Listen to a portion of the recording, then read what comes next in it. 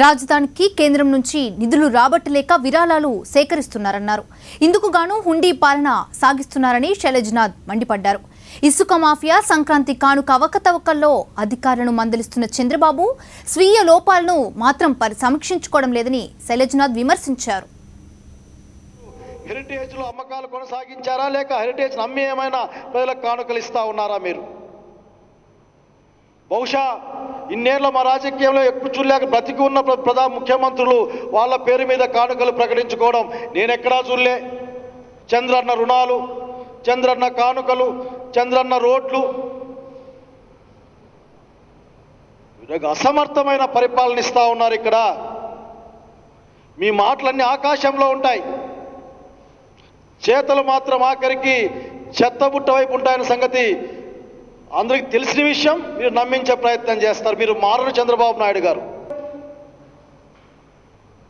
మీరు పరిపాలన సాగించడం లేదు, ఈవెంట్ మేనేజర్గా పనిచేస్తూ ఉన్నారు ఆంధ్రప్రదేశ్ రాష్ట్రంలో.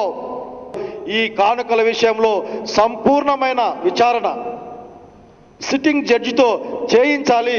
పేదలని మోసం చేసే ఈ ప్రక్రియని దీంట్లో ఎంత స్థాయి వాళ్ళు ఇన్వాల్వ్ అయినా దాన్ని బయట పెట్టి యాక్షన్ తీసుకోమని డిమాండ్ చేస్తా ఉన్నాం.